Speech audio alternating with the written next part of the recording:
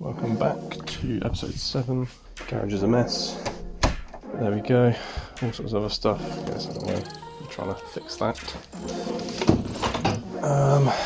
Been a lot of delay in this video. The reason I've got a different lathe. So I basically was looking to repair the first lathe, get a new belt, and then fix it and use it. But as I was looking, I found this lathe, which is the better version, brushless motor for basically the same cost.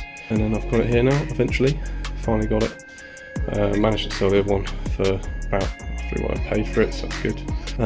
So now I've got a lathe. I just need to get various bits. I've only got like a little bit of nylon here and there, which isn't really what I need. I need no alley, so that's what I need to get next, some materials, and start turning some stuff up. I might turn some of that nylon off just to test it.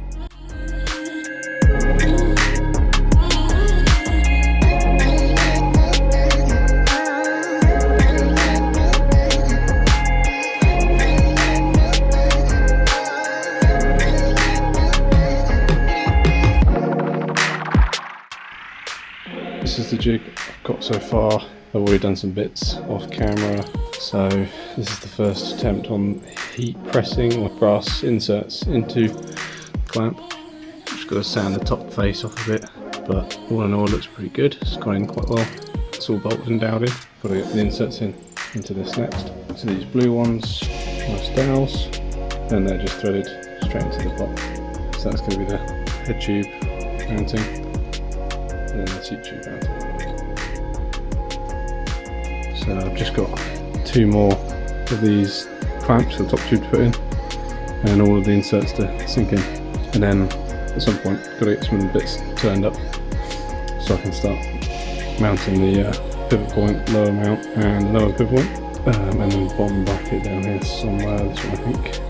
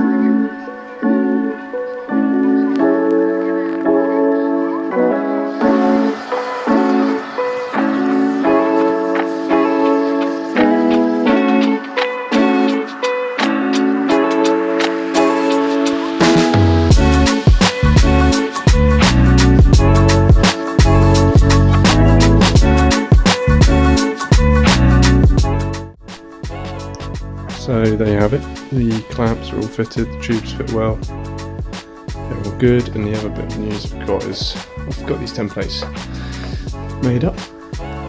So basically they're mitre templates, they should be 1-to-1s, they'll wrap around the tubes, just got to tape them up, mark the centre lines and match those centre lines up, and then that allows me to, I guess, cut and file each of these ends. And should hopefully be to size, and they'll all fit together nicely, but we'll find out.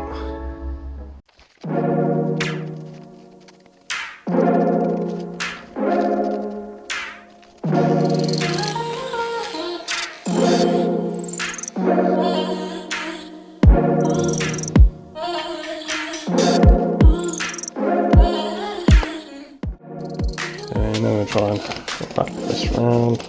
Obviously when I actually cut the tube, I'll mark the centre line across to match this line, and then that should hopefully match the whole lot. So it should wrap the way around here. You can see that bit, so if you were to look at it in CAD, the tube's going to be that angle main pivots in here, and then this bottom bit is where it makes the bottom bracket. Cool. So soon I can get the tubes cut and lighted. Just show you it running.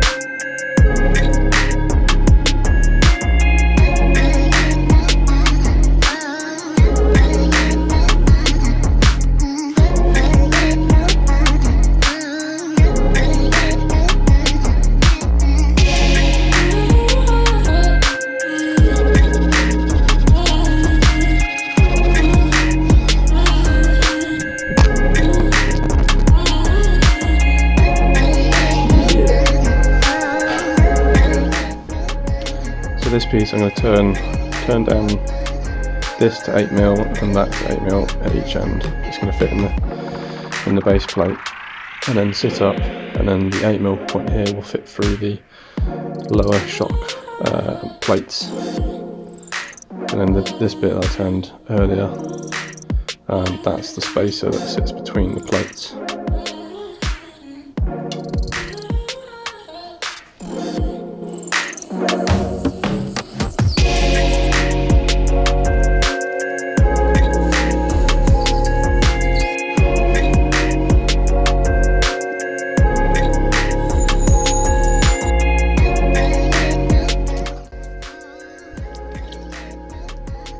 About 0.2, just over 0.2, 0.3, too far.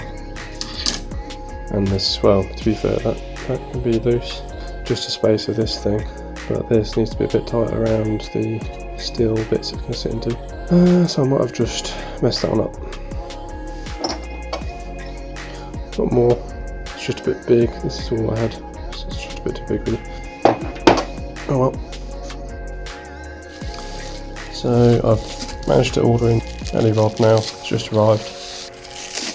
I'm gonna put a shit ton of wrap later, and we've got bars. So these is what I need to use to create the upstands for the main jig. It came with a 3 clamp here, but it also came with a brand new 4 clamp, which I believe will allow me to do larger diameters, because that won't fit at the moment.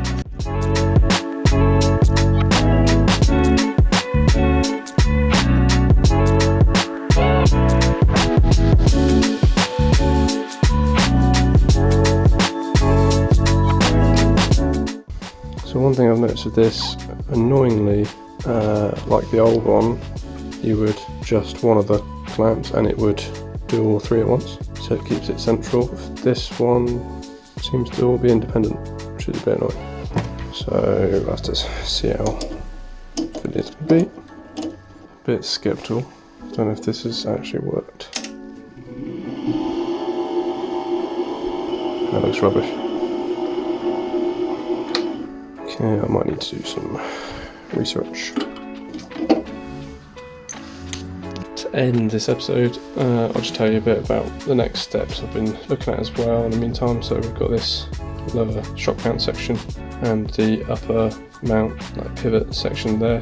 I've extracted the CAD for these 2 bits and sent them off to a couple of different laser cutters, and I'm going to get some of those pieces laser cut.